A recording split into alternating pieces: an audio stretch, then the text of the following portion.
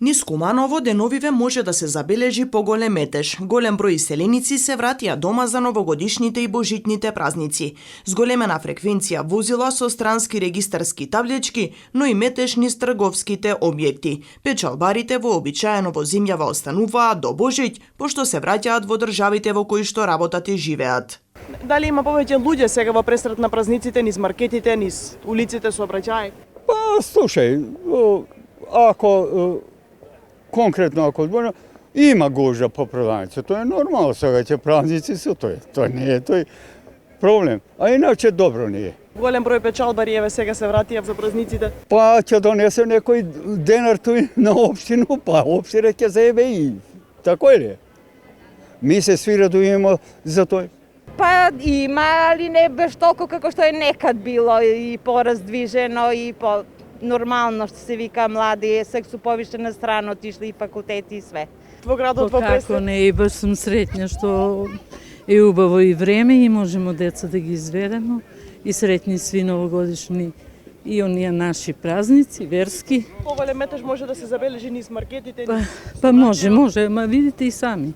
Прекрасно е. Според податоците на полицијата, од 23 на полноќ до денеска до 11 часот, во државата влегле 40.124 македонски државјани. Од полноќ пак до 11 часот се вратиле околу 900 граѓани. Граѓаните кои што влегуваа раскажаа дека празниците ќе ги поминат овде со своите блиски. Дел од нив влегуваа со сертификати за примени вакцини, а други пак со негативни тестови. Од каде доаѓате? Од Австрија. Празниците ќе ги искористите овде? Да, се разбира. Да. Како ја поминувавте границата?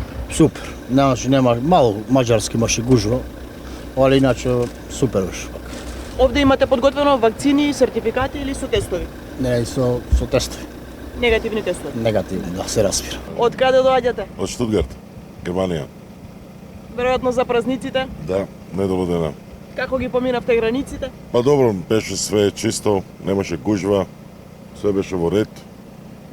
Мислам дека и тука добро ќе поминеме.